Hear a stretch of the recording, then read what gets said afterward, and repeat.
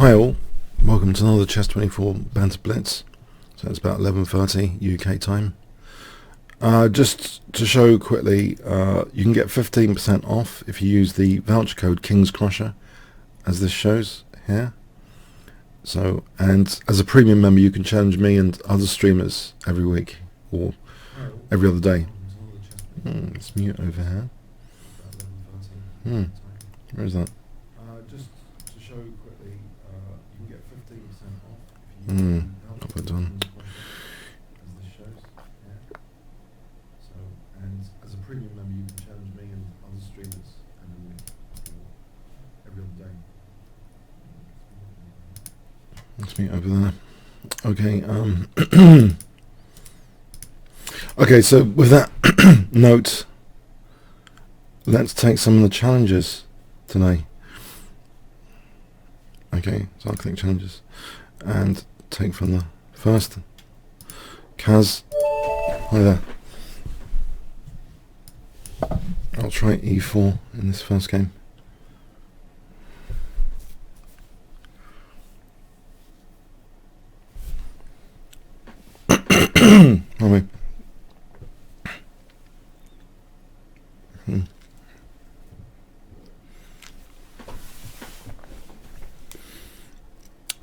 So I hope Kaz is around.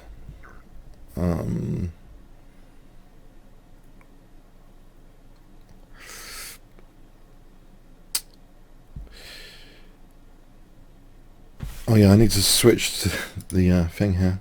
Pardon me. Okay.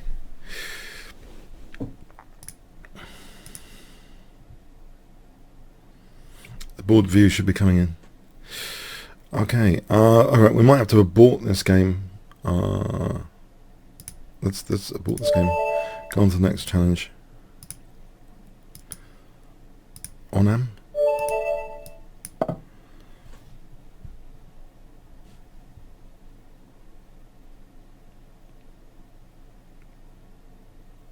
Okay, this is an interesting start to this stream today. Yeah, with the board it's a bit better. with an opponent is the ideal, really. With an opponent that is playing a return move, this also makes it fun. So I don't know. Maybe I should just try aborting it again. I'll try aborting again. Just challenge later if you did challenge. I'm hoping one of these is going to work soon. Harry 8. Oh dear. Oh dear. What's happened? Sorry. What's happened? This is getting a bit more of a coincidence.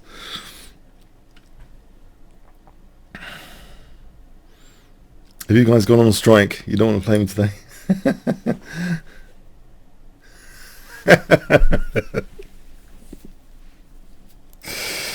Oh dear. Is this some exciting event on you'd rather watch?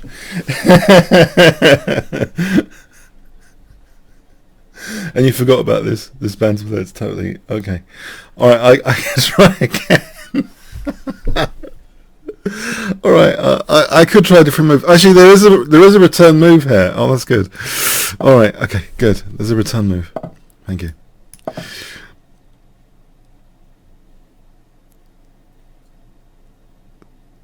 So the Tarrasch variation against the French defence. This is kind of lazy d takes e4 because you can get that with knight c3. So if you want to learn less theory, yeah, I think that's a recommendation. This Fort Knox. I think there's a PDF lurking on the internet for the Fort Knox. I think a certain GM, British GM, has done a PDF on it. McDonald? No McDonald, I think. But I think it's like to do with taking and then c6. You get a solid position in the Fort Knox variation. If you do this maneuver and c6 here. But here it seems a little bit different with this structure. I don't remember this. I think this is interestingly favourable for me. Bishop a6. looks tactical, because this looks a bit weird. Bishop a6 looks strong here to me. Maybe even stronger than bishop b5, because on bishop b5 there's queen d7. I like this sort of tactic. I had it played against me by Jim in one of the London Classics, a similar tactic with black. They played like bishop a3. I can remember this theme of undermining c6. So bishop a6, interesting move here. I think knight d4 needs to be factored in, but maybe just takes, because then there's a pin on that pawn. Check. King f1, there's no queen d1 there. No, actually that rook's, what am I talking about? That rook's protected. Knight d4, I have to think of something. Oh, crikey. Maybe after takes queen c6 check. So there's no queen d7, king e7, and then something like bishop d2 for bishop b4. Alright, I think I'm going to grab this pawn.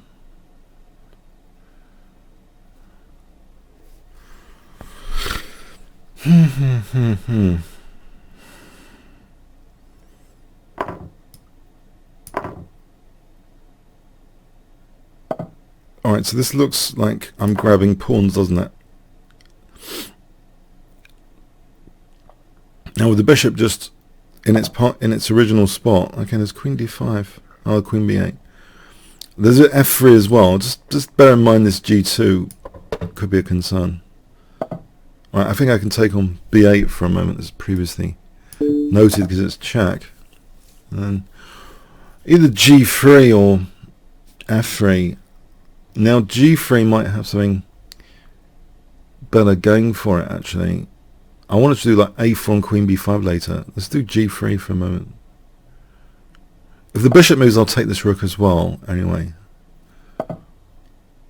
I think I just want to get the queens off here with a4 and queen b5.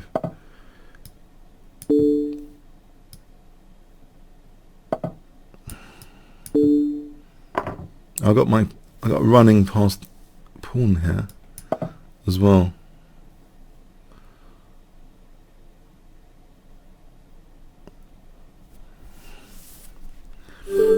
Right, thanks for the game, Harry. Okay, Fenneman. Yeah, I'll play knight c6. I'm getting well versed in Roy Lopez transpositions now. I wanted to play classical openings. This is a way in, actually, because I'm getting a classical position now, so it's good practice. I think I've wanted to play in inverted commas classically. I think statistically e5 loses less easily than the Sicilian defense. I mean, I expect statistically that the classical approach, that's why they use it in world championships more than Sicilian defense. Although Kasparov used Sicilian defense quite a lot against Karpov, which made that a very exciting world championship, matches where the Sicilian defense was played. But there's something about the classical approach. It doesn't seem such a bad idea to occupy the centre with pawns just like this and not have so many imbalances as the Sicilian defence. It's actually, in a way, it's more controlled how you're going to create some imbalances. And one, I think, recurring theme is f4. I see that even in higher level games. You can sort of weaken f4, put a knight to f4. So that pawn on e5, that classical pawn on e5 is actually supporting a dangerous knight on f4. So I think there are some benefits of just classic stuff and avoiding Sicilian defense. But I mean, the Sicilian defense is a lot of fun. That's the thing. Okay. But I've got a plan here ready-made on f4. And my double pawns here control these two key squares anyway.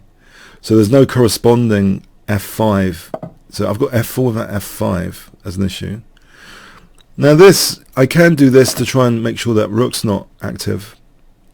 Okay, it's a pawn sack, but I might be getting d4 later. A nice knight on d4. Mind you, there's b5 on the pass pawn. This is a bit controversial, actually. Oh well. I'm thinking, okay, say knight h7, rook f3, exchange sack, knight d4. That could be a big knight on d4. That would celebrate my f-file pressure and this idea that... But the knight's going to be kicked now, unfortunately, so I don't think this is going to happen. Unless knight d4 there is any good, because takes. I might be taking on f2 at one day, or not. But I'm not convinced by that. Yeah, b5 might be a good idea here. All right, let's go with this exchange sack. Rook f3 and knight d4. Yeah, I mean, it's too good an opportunity to pass up. So immediately I'm threatening knight b3 anyway, but knight f3, I want to get the queen round. Okay, he's stopped knight g5. It would be nice to have knight here as well. So maybe queen e7, try and pick this pawn off. Or if the pawn moves, there's knight g5 later.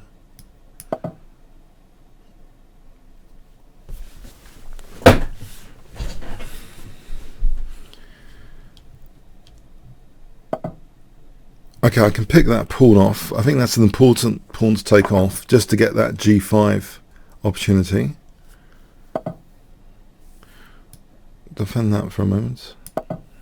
This knight's pretty nice, I think, on d4. But I just want knight g5 without any hassle of my queen side collapsing.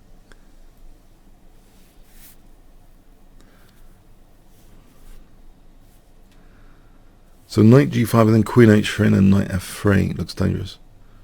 In fact, so if I get knight g5, I get queen h3, I get knight f3.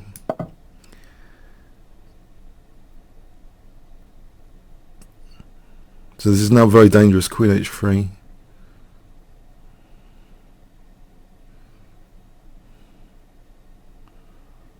And then knight f3.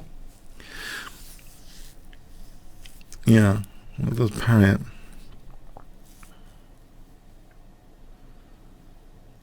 I think I just want to enjoy this position.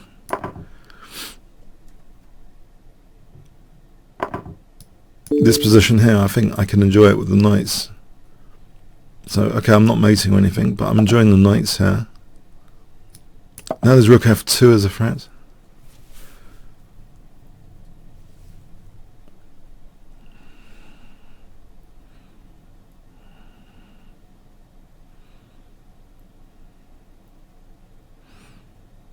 Is it possible I'm wrong about this? Okay, I'm going to take this potentially dangerous passed pawn away. I'll take time out for that, to take that pawn, because I don't want a dangerous passed pawn over here. Put my knight back.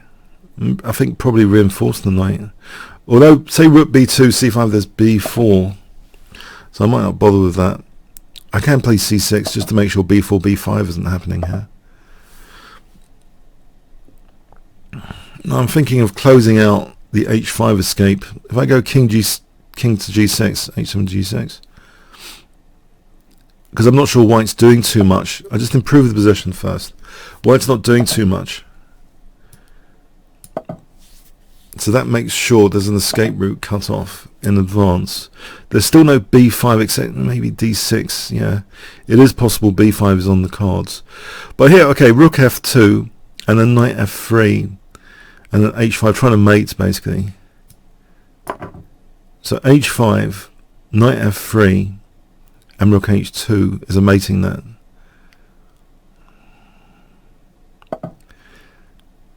Do I mind losing d6? That pawn's held by the knight. The thing is, king g4, there's no h5. I could play h5 in advance. Or I could just take that.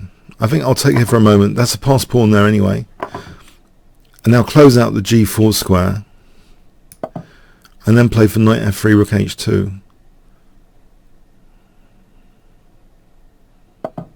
Right, so knight f3. And there's g4, checkmate as well.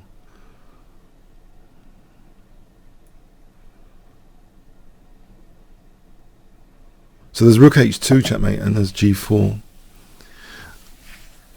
Alright. That's nice. But I can play check and then h5, there's king g4. Alright, that's nice. Good one. Maybe there's check, h4 check, rook g2 check. Yeah. I think check. Let's see, check. Let's go with this. Check. Let's follow the checks here. I can take the rook as well, of course. I just realised now. But I think check. Yeah, if the king goes there, then check on g3.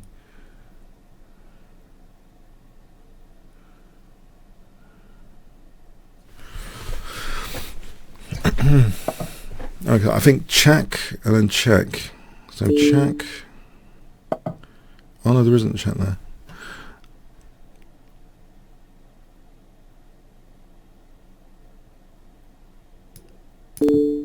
Let's take the rook here.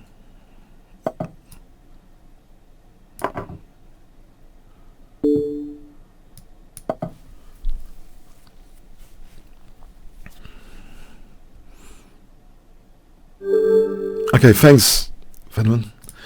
Okay.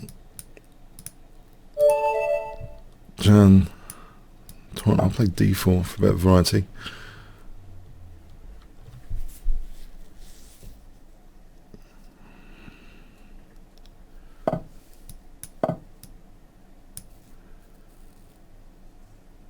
So classical stuff.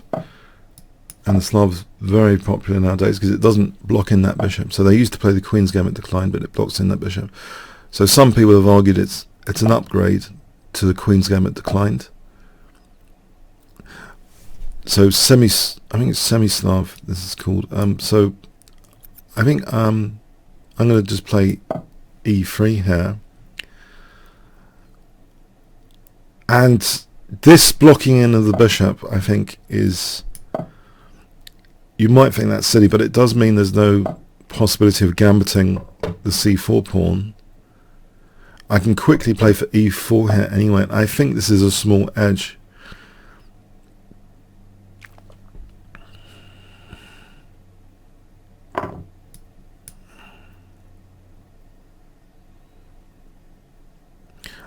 I think it's a small edge. And you might ask, well, why do I think it's a small edge? I think one thing after knight f6 is that white gets to mark out e5 here. So rook e1 to inhibit e5 from black. With the bishop there also, maybe this pin could be annoying. However, black has plans like c5 later, usually.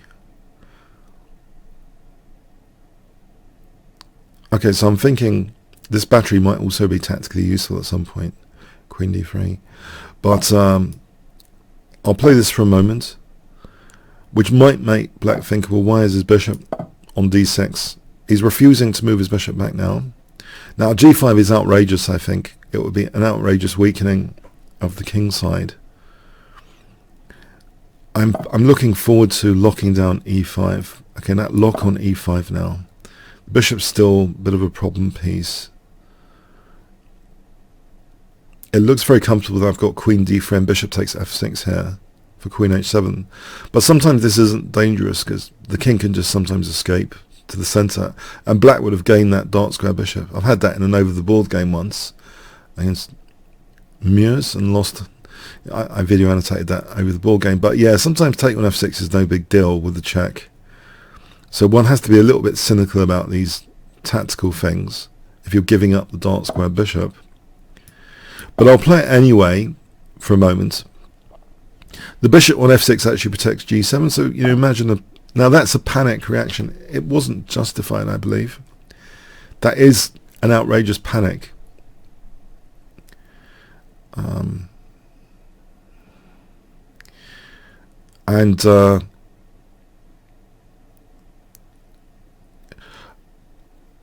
Now I'm tempted just to take on g5. But there might just be an easier way of torturing the weaknesses here with h4, just encouraging them forward to get another pawn lever. You can imagine a pawn on g4, and then say this rook goes there, and then rook f1, and then f3, and then just take it, and we've got the f file plus isolated pawn there and there. So this could lead to isolated pawns on f. The f and h pawns could be isolated after h4, g4, knight h2, rook e2, rook f1, f3 takes. I would have f file pressure plus isolated pawns to play on. Kasparov, actually, he did this masterclass video, which I find quite interesting, because actually he did talk psychologically about you have these difficult tactical situations, and he said basically about not panicking, finding a resourceful response, like he was talking about basic double attacks, finding a resourceful response. Yeah, this is more panic. It creates more damage than needed, but it's how this is exploited. So it's not with a peace sack, then h4, but I'm slightly cynical about this taking and CD. I don't think Black would want to give up that bishop. So let's go with this mentioned plan. It's almost like the plan is isolating pawns, actually. It's not immediately about mating the king. It's just almost about isolating pawns around the king. These two guys.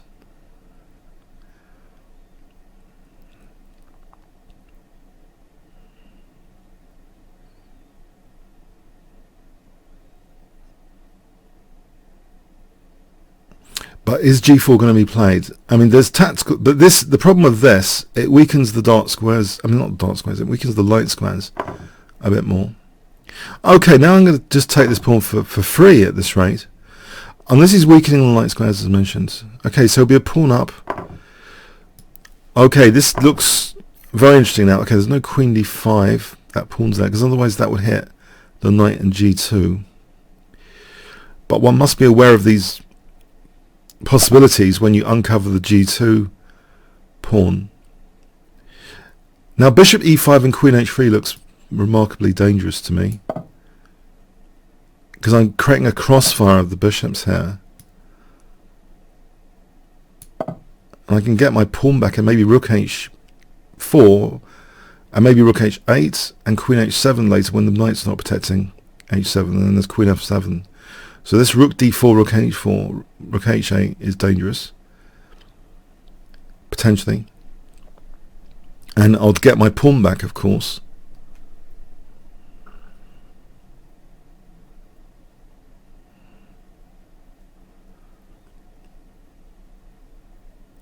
Yeah, I thought the don't panic thing was good from Hitchhiker's Guide to the Galaxy, but to hear Kasparov talking about don't panic as well reinforces that idea, especially in chess. You're always going to have difficult problems to solve, but if you can try and solve them resourcefully without adding to the problems, I mean, that's what he's going on about. So rook h4, okay, g2 is protected at the moment. So I'm going to just swing in this rook for a moment. So there might be bishop f6, rook h8, bishop h8, queen h7, king f8, queen f7. So something like this.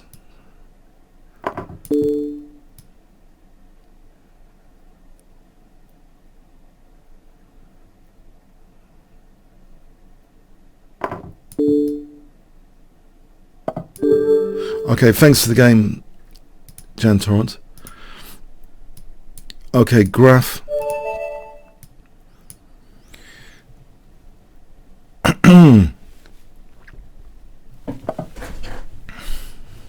Now this is not an invitation for classical. If I play d5 here, it's like a poor guy's Slav. I think, but I'm going to play it anyway because it's Chigorin. Sorry, I'm casting some doubt on the Chigorin. No, I'm sure this Chigorin is fine. Chigorin, I'm sure it's fine. I just don't like it. I don't like it as much as other lines, and so that's why perhaps I should not consider knight c6 all the time.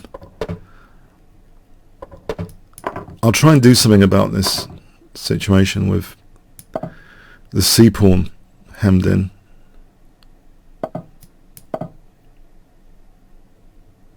I think one idea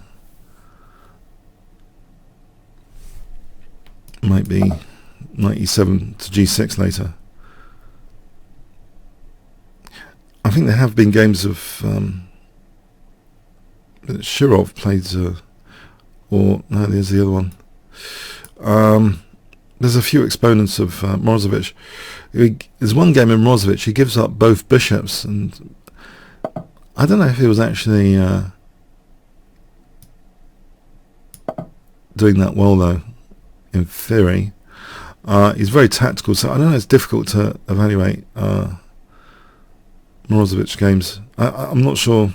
But anyway, I think he was well prepared in this scoring though. He just knew his stuff. Okay, let's see. This looks odd, an odd thing to do, to give up the light square bishop. Now, g5 might be justifiable here because I can play bishop g7, and I can't entirely visualize how I'm going to get mated immediately.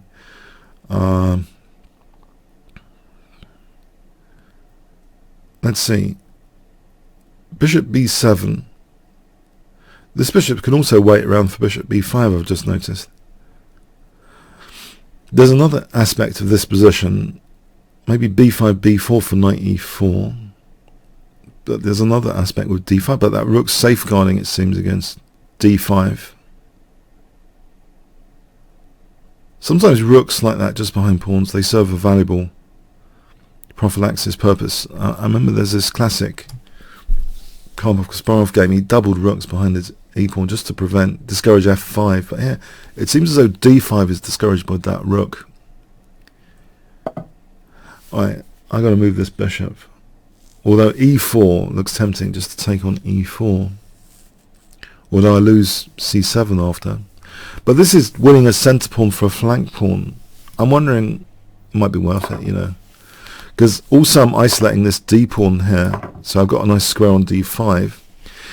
Maybe something like queen d5, and then I'm kind of not. The problem with queen d5, if he took my frontal possibilities of attacking the isolated pawn, have just gone if I play queen d5. Unless there's some other perks of this, mind you, the b6 pawn, rook b8, rook b2. Is there any perk of queen d5? I'm not seeing. Maybe, you know, queen f6, there's bishop e5. Just wondering, queen f5 for g4 there for queen f2. That might be worth playing to keep the pawn exploitable from the front. That consideration about the isolated queen's pawn, to keep the pawn a target. So I'm going to play with this idea to keep the queens on, and to play maybe for g4 here.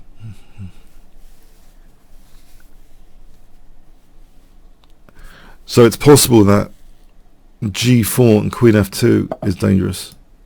Around about here, after he takes. And I've still, that isolated pawn is still frontally exploitable. That's the thing about these weaknesses, you've got to keep them as actual weaknesses in terms of exploitability, otherwise they're not that weak. And in fact, yeah, I would have an isolated pawn there anyway, as if I did that. So b6 is a concern, but g4 surely should have been a concern here for queen f2. Of course, this could backfire with rook f1 later. So I'm wondering if there's another way of playing it. Just give up b6. Rook c8, rook c2 looks dangerous for rook f2. There's queen e5. Let's see. Would he let me have this rook on the 7th? Getting a rook on the 7th is usually pretty dangerous. There's a lot of Fischer games. He gets a rook on the 7th and usually it's over after that, and if it's in the middle game. And the end game it's useful as well. I'm wondering about king g6 actually.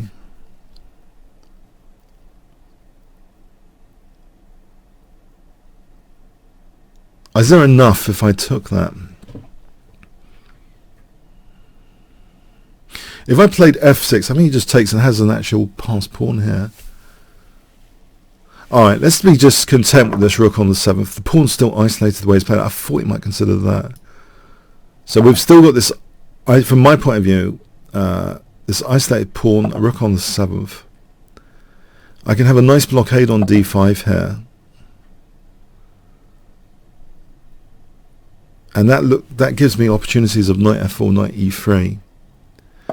I want to cement my rook on the 7th here, or sometimes called pig on the 7th, because there's so many, statistically, there's so many pawns it's attacking. Think of the pawns, that's their default position. So if you go to the 7th rank with a rook, you've got so many pawns statistically. But knight d5 to f4,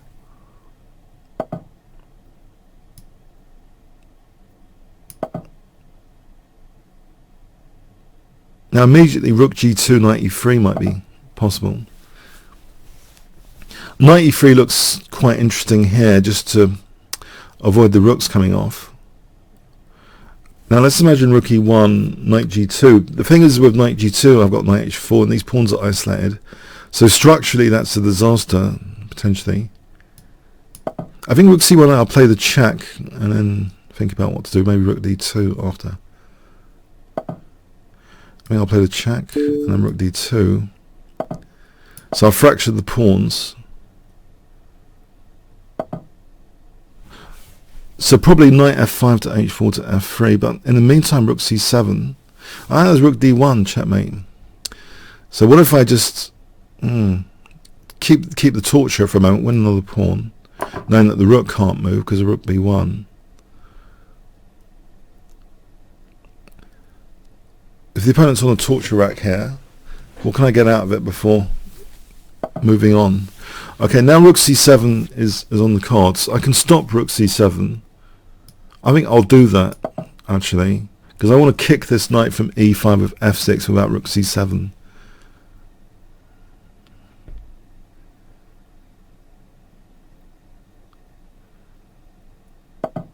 Well, okay, I can kick the knight. But is that the best thing to do? I can slightly improve the position with a5 here. I think I'll do that instead, because I can arrange a fast passed a pawn without too much controversy at all. b5, b4, a3 is almost winning here. If we think about the controversy inherent in our plans, I'll mind you knight a4. This doesn't seem very controversial, just to play for rook b1 and a1.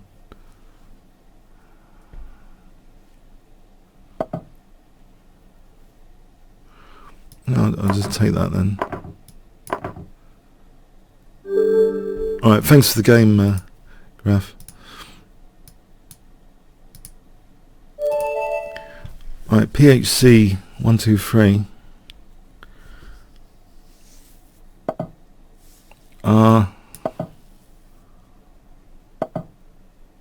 Oh, this is quite dangerous, isn't it?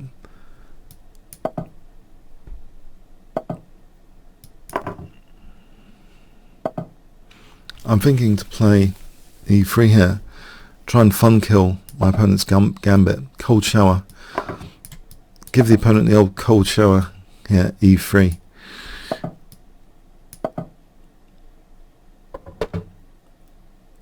I'm thinking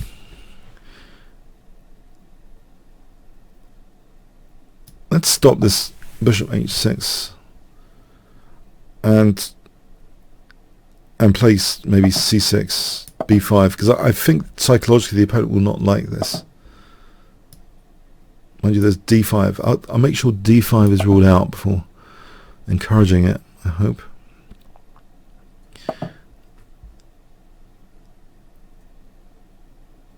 This knight g6 could be dangerous.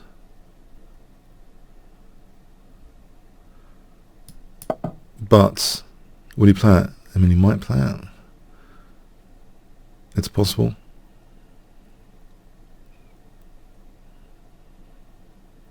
Let's see, it's sort of dangerous. Can I play queen a5 here? Just with the threat of b4 and queen a2 to try and incur some extra weaknesses. Okay, so that's not happening. I'll hopefully decentralize the opponent a bit. My knight e4 threatens knight d6. I could just take, maybe. And I'm sort of fixing my opponent's pawns. Might be a safe time to do this. Mind you, g4. I could be getting hacked to death. c5 might be good with the idea of knight c6. That's bishop e4. Maybe this sort of plan for knight c3 is a bit better. Knight b6, knight d5, knight c3. Oh, knight h5 is happening. There's knight e5 here, queen e5, bishop c. There's no bishop c. There's the bishop c1. So knight h5.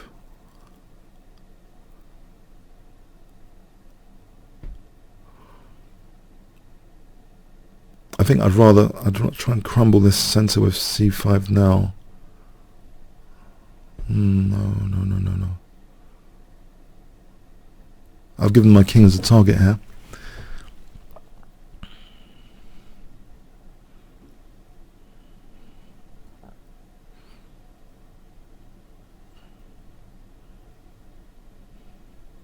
Let's see, does he sack? I might have some defensive resources like rook e8. It starts to get a bit dangerous. Okay, I'm inviting this piece sack.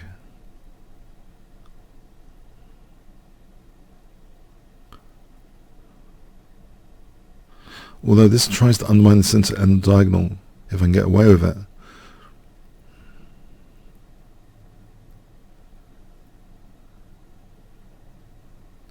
Let's see, knight h5. This is the scary thing. Say rook e8.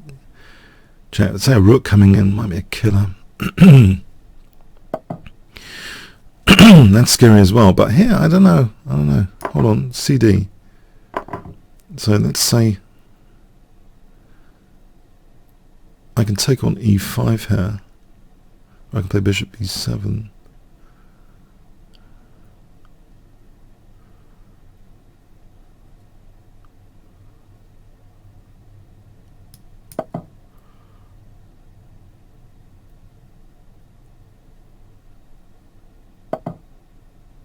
Right, if I take on g4, then there's 95 with tempo if he's going to take with a rook. Well, I appreciate there's a lot of scrutiny around my king here, and I'm increasing that pressure. If I took that pawn, there's this one as well. Let's try knight e5 though. Now rook g5.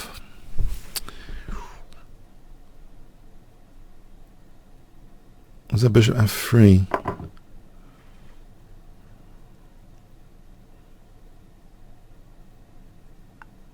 Oh, there's a check there as well. So maybe I should take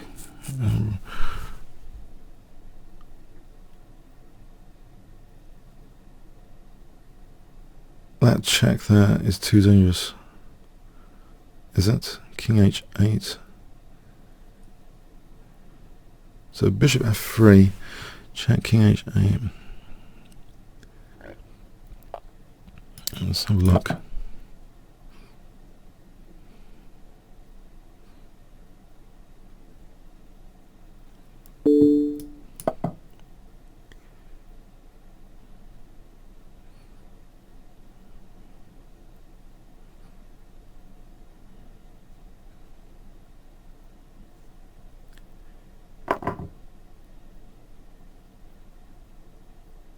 Oh, I didn't see that.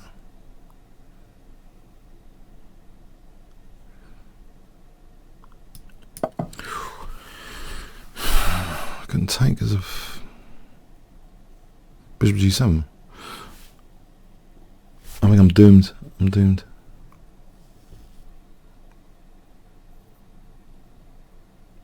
So I'm threatening knight f3 now though. Hang on a minute.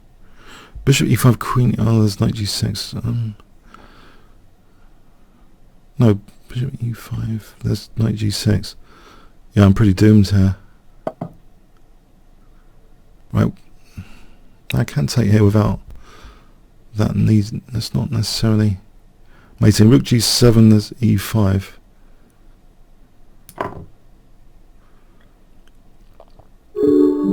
Oh, well played.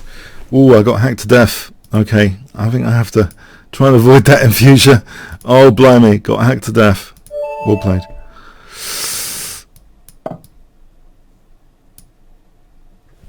Yeah, king safety.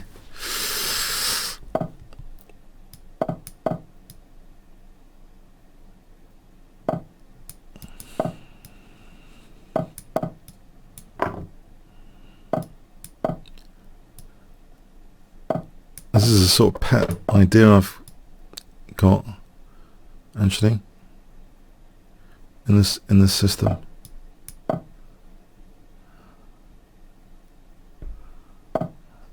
Let's stop b5. So this is an aggressive idea, I hope.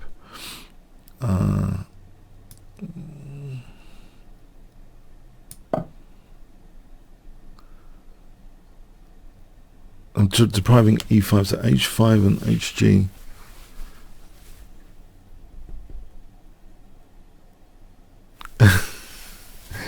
Oh man, that was a nightmare. So anyway, okay, swiftly trying to forget. A takes b, so h5 here.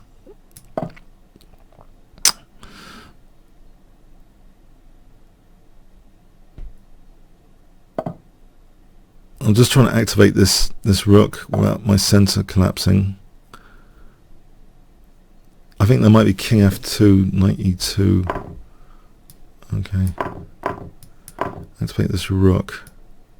Unpin the e pawn. Oh, there's queen g5. Okay.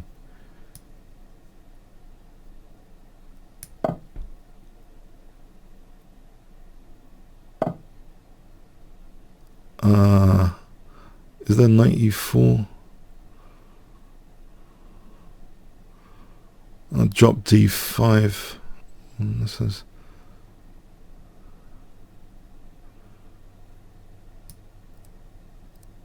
What about just knight b1? Is that too meek?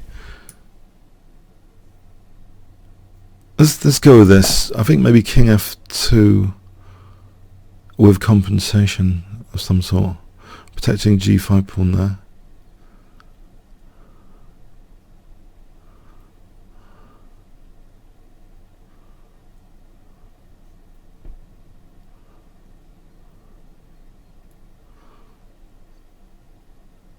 Now if bishop d5, knight f6 for bishop d5.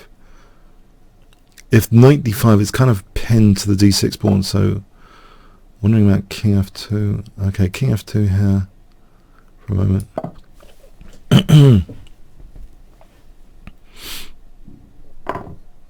Yeah, you can take like that. Okay. There's rook h4. Is that h6? What about rook h3? Maybe he's not going to play h6. I want to try and get him queen h1. Unless my knight's a target. My knight might be a target. Knight e3, queen d6.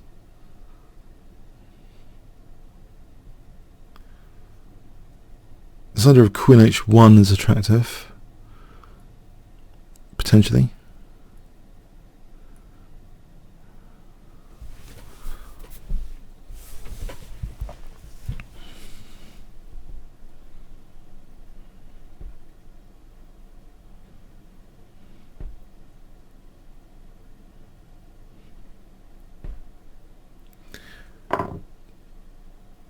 Alright, the check. So if I play queen d6 here,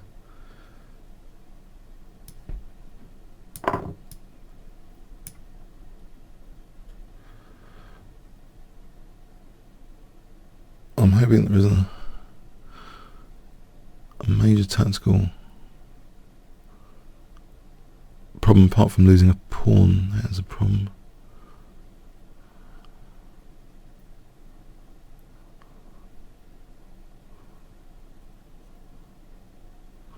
Let's imagine takes. Knight f5 I can take on f5.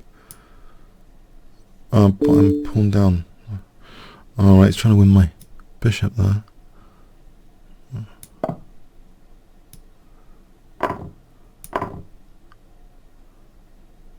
I lose another pawn on b2.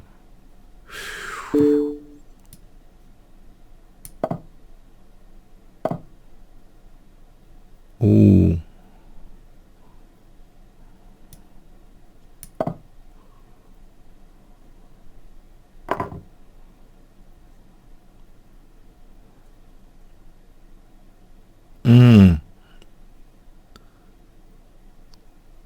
Knight g1 to f3. These pawns are pretty menacing. Oh. No, that's bishop e5. That's not good either. Oh. It's not very good. I think that's doomed. Yeah, looks pretty doomed.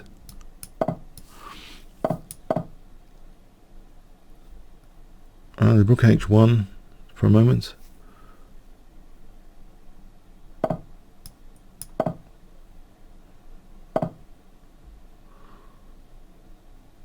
Try and like grab these. Oh no, I think that's it. Oh, whoa, too good.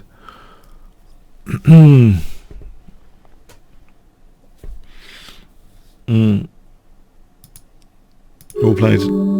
Yeah, justifying his mega rating. Well played.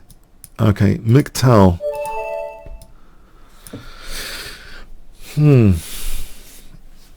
Okay, McTowell.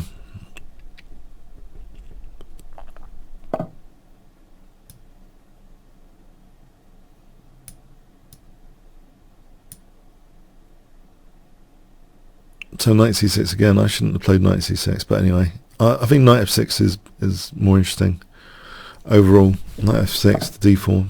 But anyway, okay, here I might like this with d5.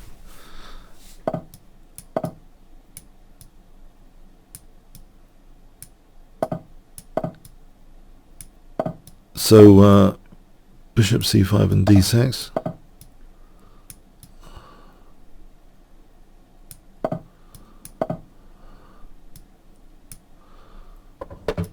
I'll try and keep the bishop.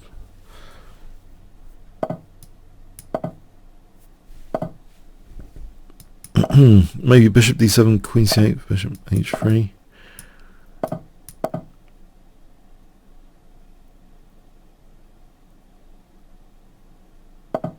I'll play this as a bit of fun.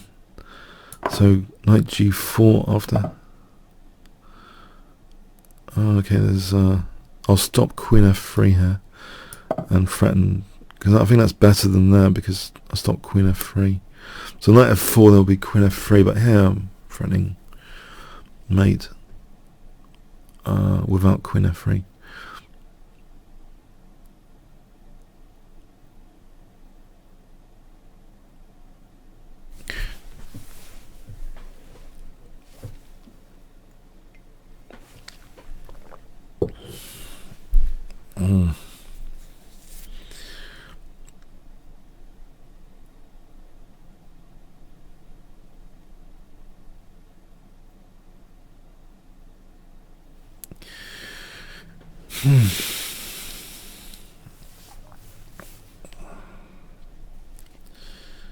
So queen g2 is threatened without queen f3. I think it's difficult actually to defend now, because this pawn's also pinned. But that mate threat is yeah, difficult, yeah, if not impossible to defend that.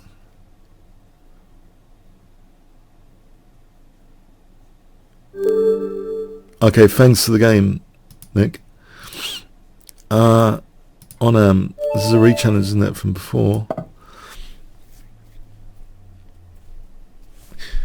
On okay.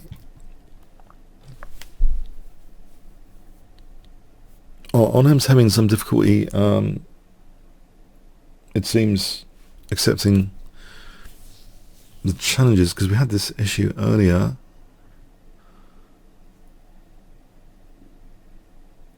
I wish I knew where my eye spray went. I'm going to have to order more of it. I don't know. I had this eye spray. I get watery eyes sometimes. And I don't know. I need to get more of it. Tracks or something. Okay. We might have to go to the next challenge. Right, we're going to go to the next challenge. Ah! Okay, good. Good, he's here. I was just about to abort.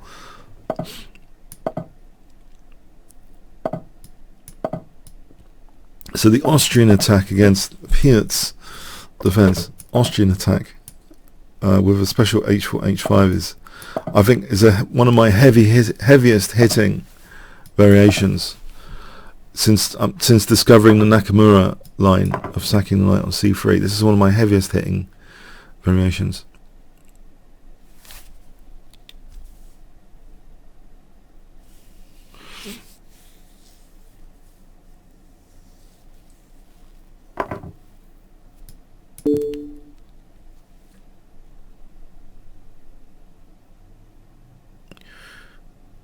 I think Foxwood Open or something. Nakamura uses Foxwood Open against the GM. He was up and coming junior, so crushed this GM with this line.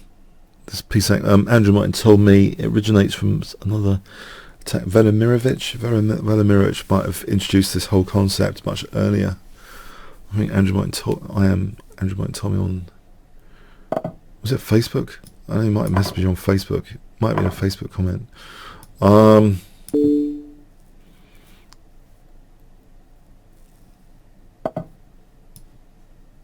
This looks remarkably as though that's getting mated here with Queen F7. Okay, thanks for the game, Onam. King safety, guys. King safety. Purbulo. Okay. Purbulo. I'll try King's Indian defense. Now, Velimirovich, for me, his Velimirovich attack against the Sicilian, I don't know, it's got some just purely aesthetic appeal, how White castles queenside with the pawn storm. Just aesthetically, those games just look exciting. Anyway, coming back to this game, so is this going to be a standard King's Indian hack attack, or will I get demolished on the queen side so badly that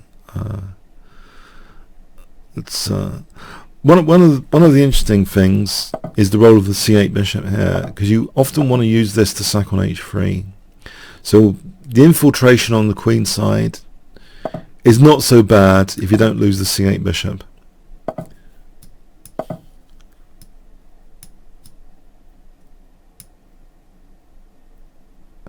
I guess the importance of this is because these pawns are mostly on light squares, and h3 will be another light square. You just need to hammer that pawn chain tactically later.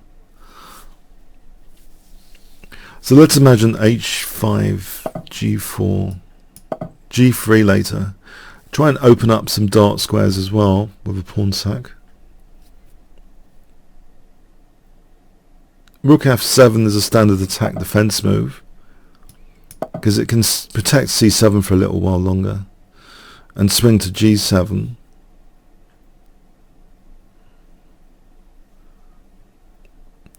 a6 is kind of a recommendation I got ages ago by a very strong player. I've forgotten the name of. But anyway, sometimes it slows down White's attack on the queen side. Sometimes it might be worth including a6. So let's imagine bishop f8, rook g7, thematic idea g5, g4, I mean g4, g3, thematic idea. Is knight c6 dangerous? Queen e8, maybe.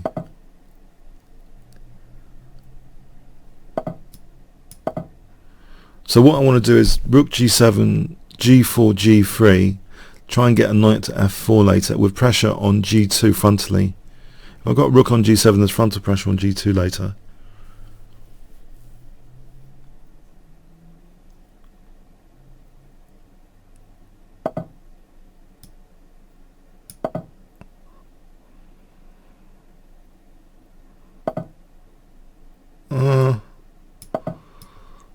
Okay, so g3 is going to be arriving soon.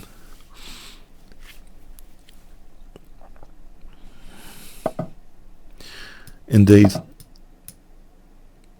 So the idea of this pawn sack, Paul Georgia has actually emphasised this as well. To me, this pawn sack is kind of thematic, and you do see it a lot in master games.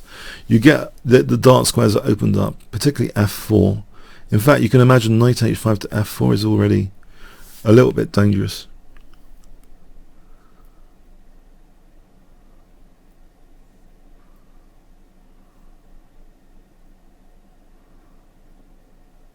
Or even to g3. Even to g3. With a pawn on g3, that's near mating. If you get a pawn on g3, it's just nearly checkmate. So knight g3 is pretty dangerous. I could gain a bit of time with knight g3 here, I think.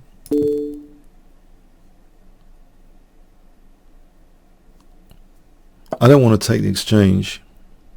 I mean, just knight f4. Although bishop d6 might be useful. Not sure about that. Do I take this pawn? Do I play knight f4? Decisions. Knight f4 is another threat with knight e2. I'll insert this as well. Sometimes you should just let these pawns go to gain a few extra tempo. It's as if you don't really care about your queen side being dismantled in the King's Engine. What you care about is dark squares, big knights, big attack ideas.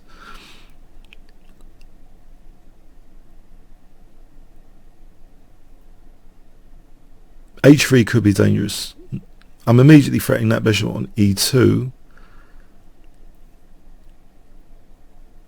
But I think h3 is pretty dangerous. Because if the pawn's on g2, that looks pretty terminal. If he took there on g3, then the dark squares are weaker. You can imagine this diagonal for being significant later. But at the moment, it's covered. That c5 point's covered.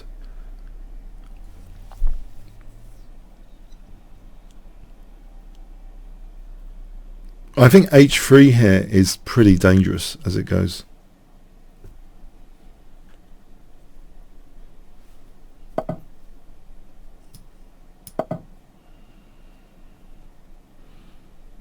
Now there would be the possibility of bishop c5 as well added to the mix.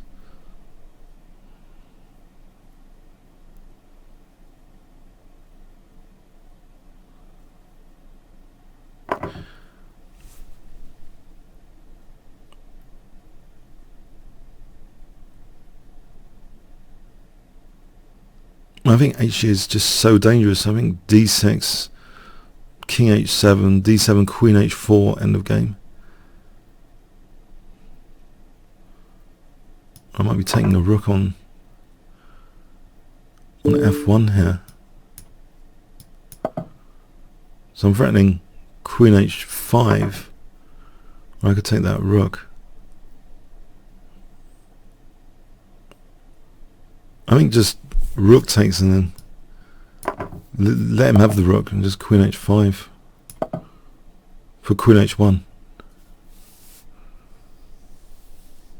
I mean, not bother taking the rook. The pawn's quite useful for attacking.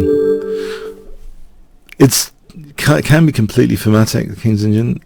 I know it's not. It's more about feeling almost than calculation. You just got to feel that your queen side can be sacrificed for a few tempo. Okay, so commutator. The commutator. Let's play knight c6. Okay, so knight c6. So we've got a classical position, which I don't mind. I like the training on classical I'm getting with this. Now this is a mistake because of knight e5, so let's avoid that. I've had that horrible game a few weeks back on here with knight e5, and I looked it up, and indeed it's much better for white.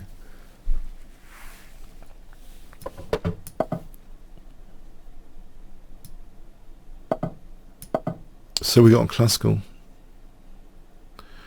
As it happens, I was about to say, I was checking out an Anand game in Tata Still, and his opponent with black played for g5. It was in a classical Winnipeg's thing. Eventually F5 was used. I know there's a few details.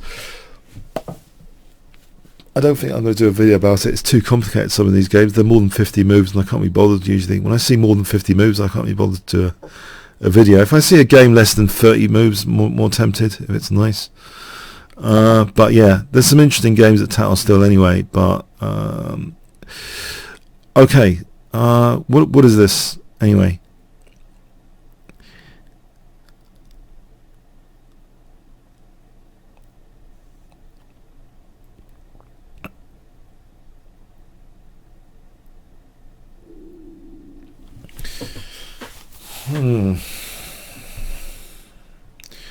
Probably the most exciting games, if I was going to cover some exciting games recently, and my enthusiasm dampened a bit by the location, but I don't know, was the World Rapid, and okay, wasn't ideally not ideal from a certain country's point of view,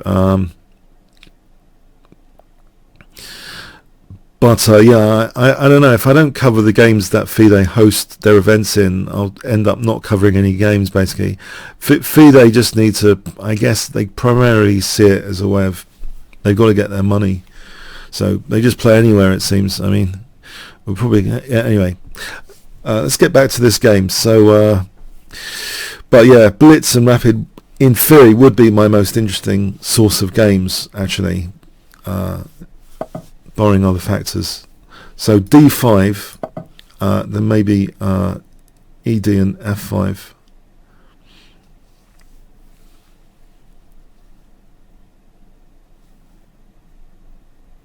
So ED and F5. Oh, okay. Is there knight F2 here? There's Queen D5, and then there's Knight D3, or Knight D3 if I want the exchange. I don't know if Bishop F2 is an improvement on anything. I'll take that rook and be threatening Knight F2 after. So maybe that's an improvement, because probably he wouldn't play King F1. If he plays King H1, it leaves this possibility of Knight F2 check, winning the Queen.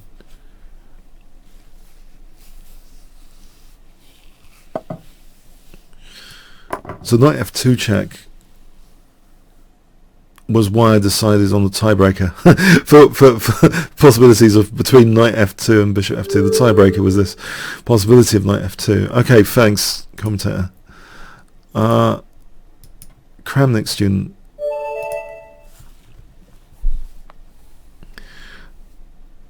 Now he's good against the King's Engine, Kramnik student.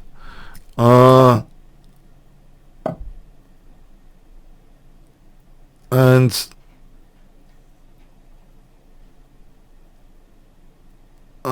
actually I have no idea what to play against him. Let's try this. Let's go back to celebrate the Benoni. Yes, I'll try and celebrate the Benoni if I can without getting smashed, hopefully.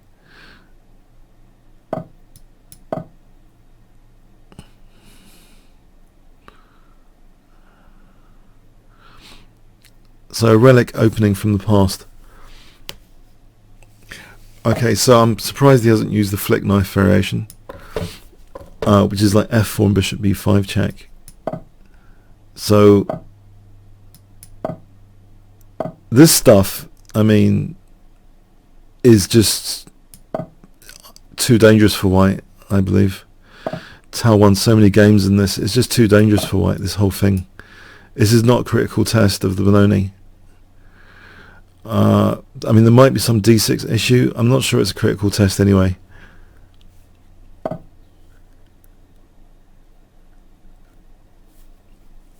I'm just tempted for f5 here because of hg and bishop d4 and queen h4 and king here and rook here.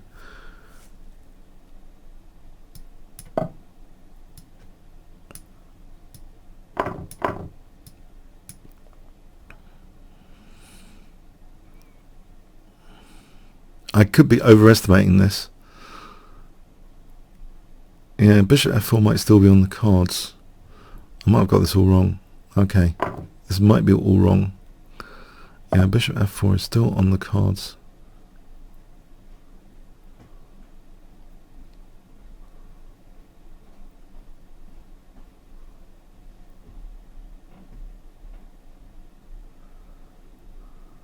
I think I have got it wrong. Okay. Oh boy. Why did I do this? Oh, I didn't mean that either. Oh, no, I meant bishop d4. Okay. It's getting worse and worse. Okay. I meant actually to move the bishop. Okay.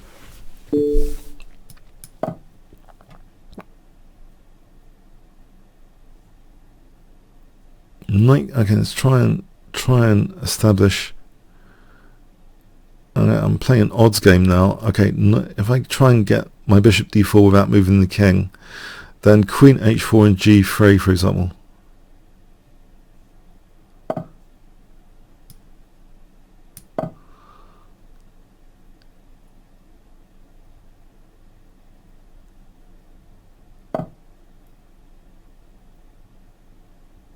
Let's also create the possibility of rook a7 to h7.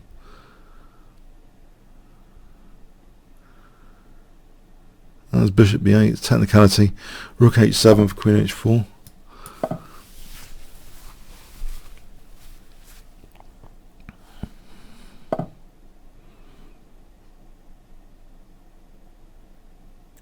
That's a downer. I should have played queen h4. Okay. Now king g2 promises a cozy position.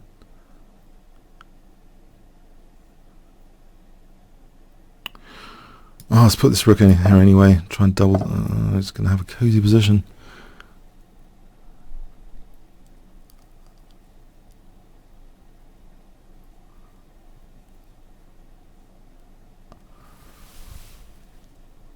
Unless I can try and use that king on g2 here. Maybe there's rook h3 and rook h1. It might not be the end of the world, rook h3.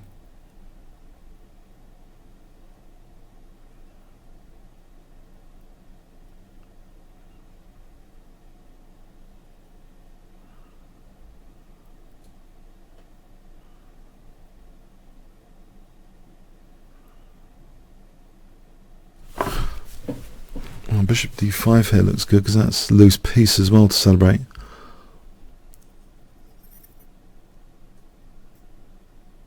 Yeah, why is he giving me bishop d5?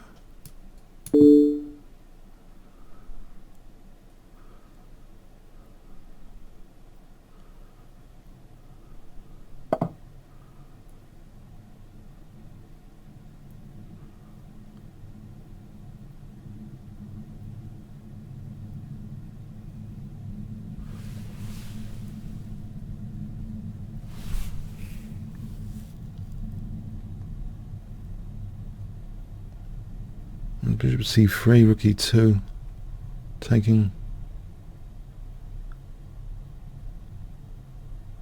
rook f3.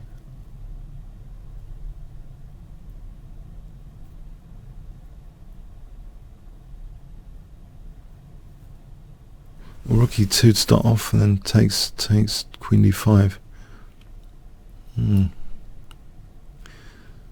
There's knight e2 takes away from d5, so takes queen d5. I can play queen e2. If I play bishop c3 first, then bishop f3 is winning the queen. Almost there, the bishop's protecting the queen. It takes rook e2, g takes. Takes rook e2, g takes. Takes queen e5. So if I start bull running with bishop c3, not queen c3, rook e2, b takes, rook takes, queen takes, pawn takes. No. Oh, okay, I'll try this.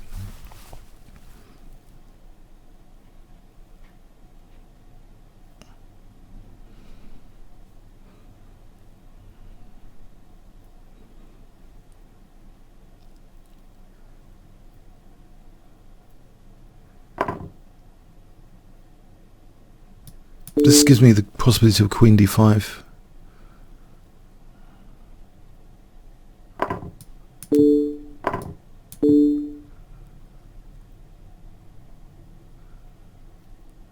There's no check after.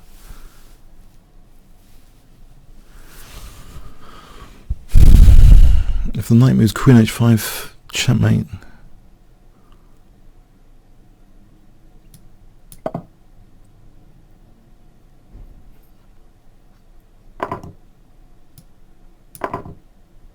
So knight takes queen h5. Knight c7 I take. Threatening queen f5. So imagine queen d3. Queen d3.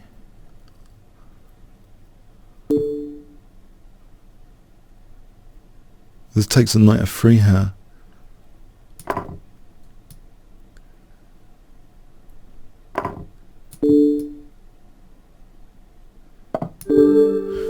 Yeah, sorry, sorry, I don't know, I don't know what to say.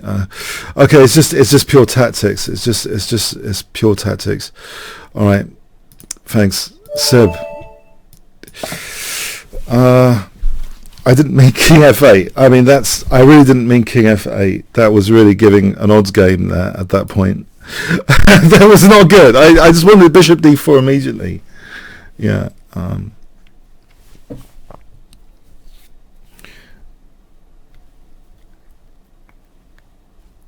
I didn't mean to give an odds game. Yeah. Okay, so Sebi. Okay, Sebi.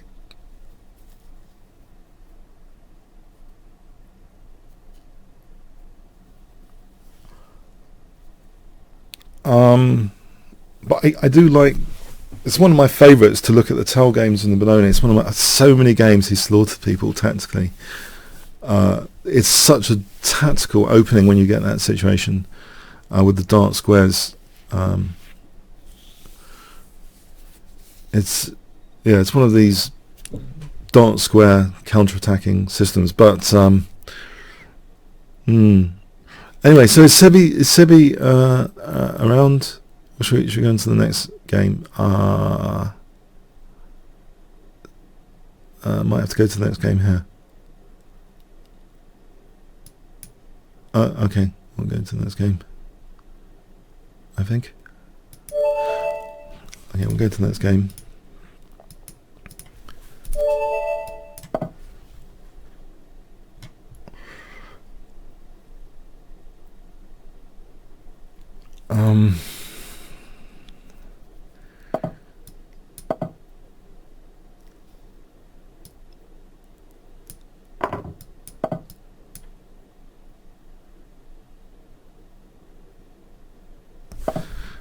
Alright, this has given me a little nice centre anyway.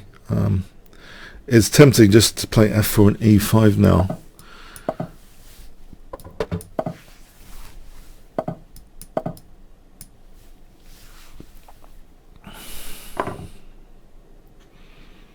I'm looking at a Greek gift now at this rate.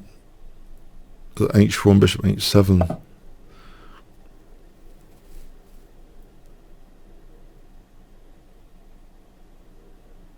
Okay, maybe not. Put that on hold. I think that's a good idea what he's done. Put these things on hold for a moment. Yes, I wanted that to improve my centre a bit.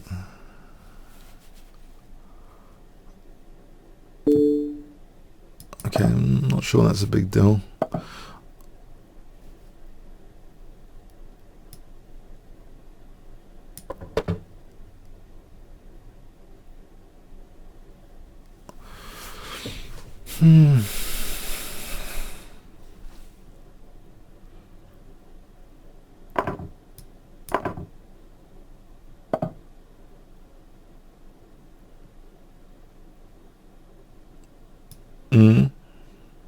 Some pressure.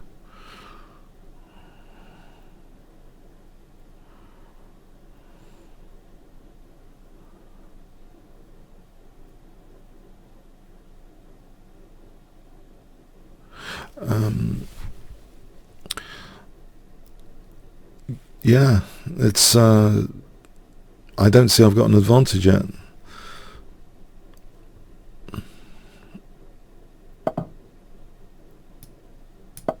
Take the rook out the firing line. I think I can afford knight g3.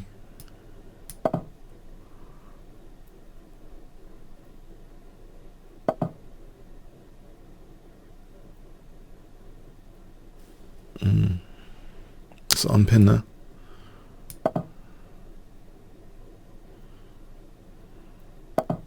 Maybe rook f5. If I double the rooks, there's a target here on f7. Bishop can participate there on f7 maybe later.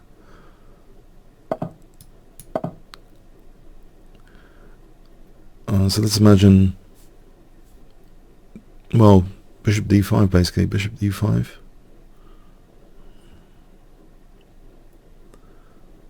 And there's that pawn hanging as well, but I want bishop d5, I think, it's top priority.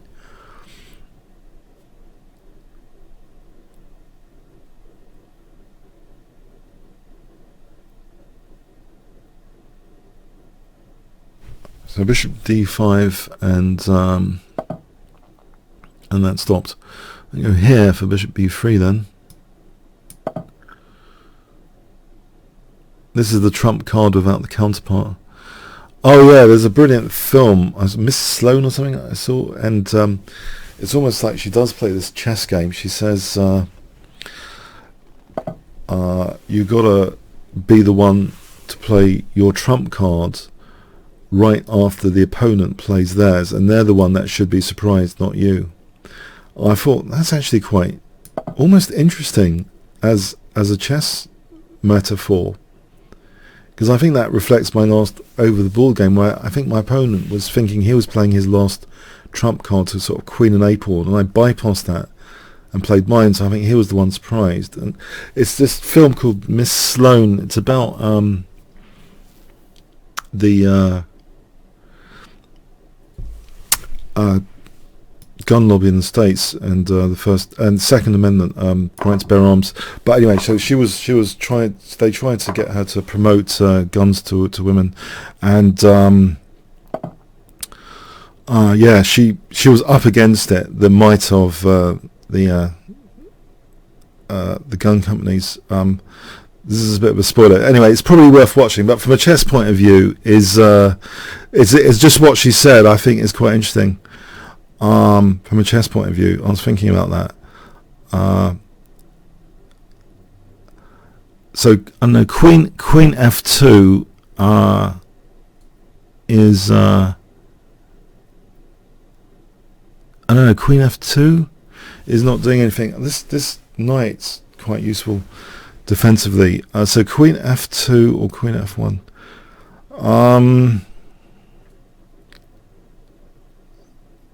Mind you, say I lose a pawn here, e6, e7 looks remarkably dangerous. So given that, I think I'll go with that, e6, e7 for rook f8.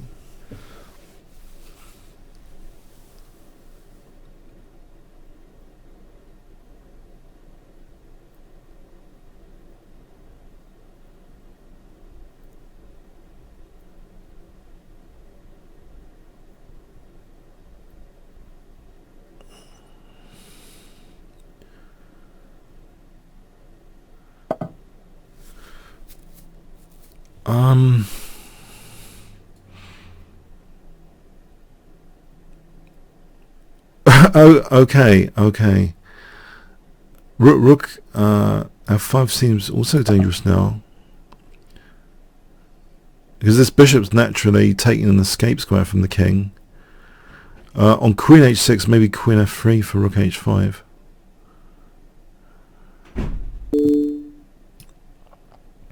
I don't think these knight sacks are working. So rook h5 is basically on the cards here. And on queen h6, I think queen f3 for rook h5. Okay, I think rook h5, checkmate. Alright. Thanks for the game. So,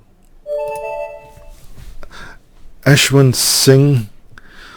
Okay.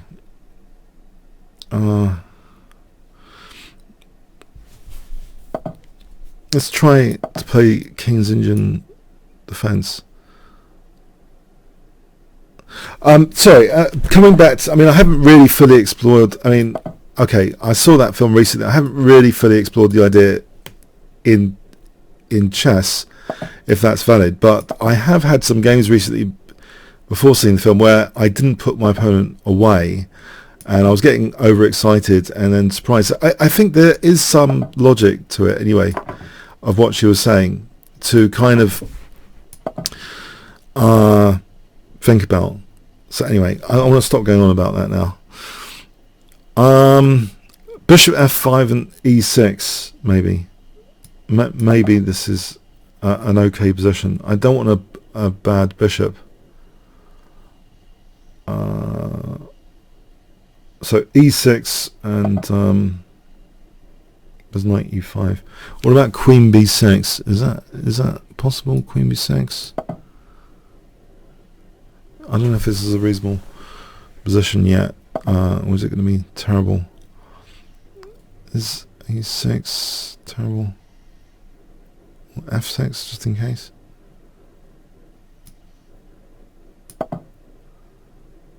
Am I heading into big trouble with f6? I'm asking for it. e6 and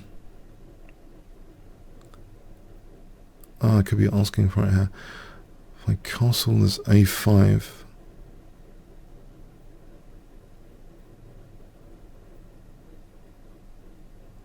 well, I'm not sure on that. Look at this.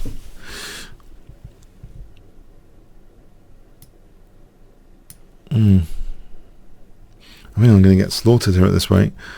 Maybe cd and e5 for bishop b4 at some point. cd. Right, cd, probably winning a piece. Okay. e5. Alright, there's queen d8 here. There's a6 even. e5 there.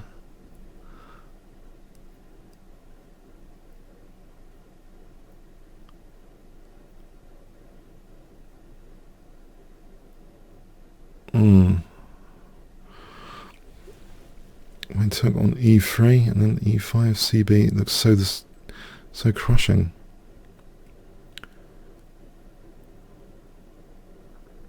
King f7 to unpin. AB is so crushing. Bishop d7, cd, ab.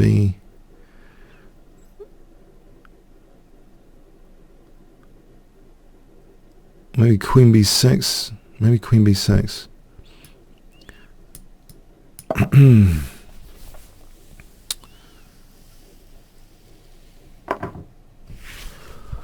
Okay, e5 here.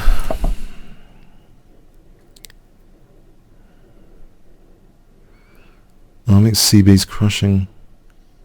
I'm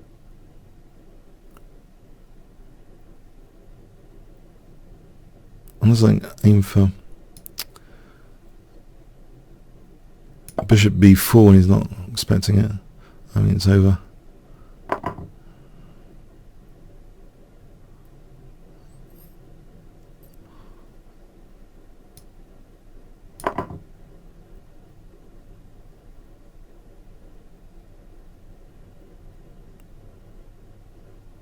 I didn't get to castle in this game. That's always a bad sign. There's even queen d5. Oh man. It's a bad sign not castling. There's queen b7.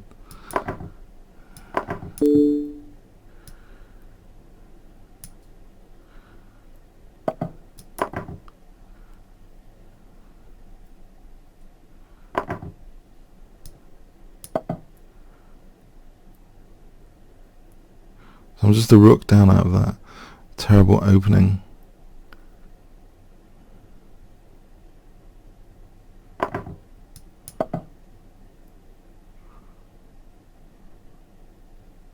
Only a rook down.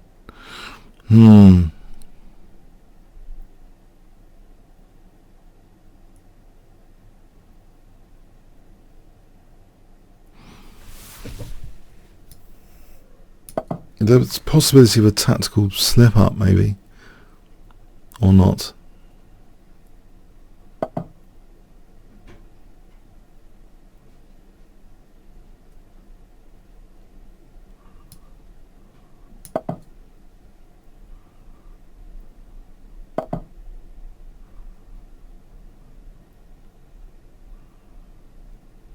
Takes check. Bishop c5 is mating. No, he's always got there. Okay.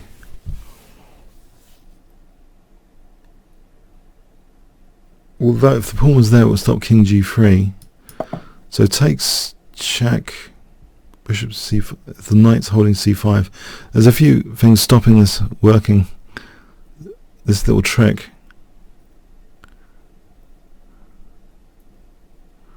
That's just perpetual check anyway.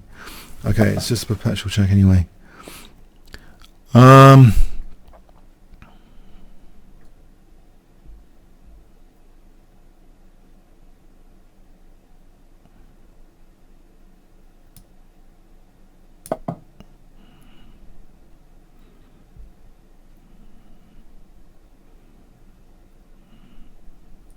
Rook e7.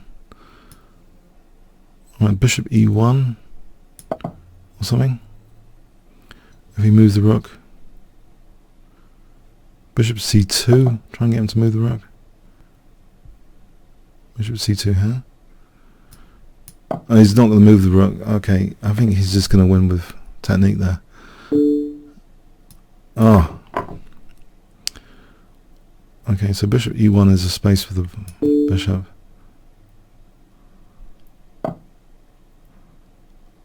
So I'm just a rook down for nothing.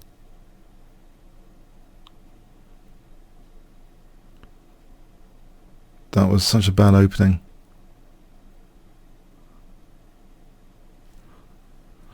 Okay, I resign there, I think. Okay, well played. I think there's time for one more challenge.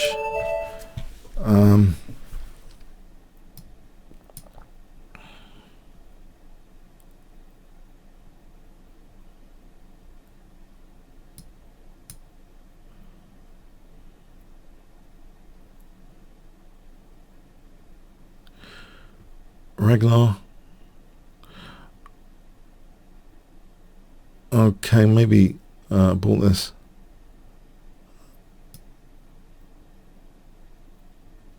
Okay, is there a quick time limit challenge? Just to finish up on a quick time. There's a 3-minute here. Whoa. Okay.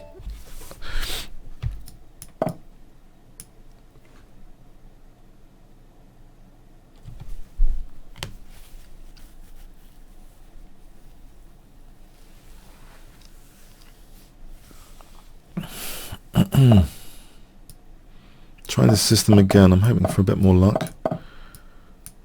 I'm not. This quick h-file attack. My centre going to get smashed.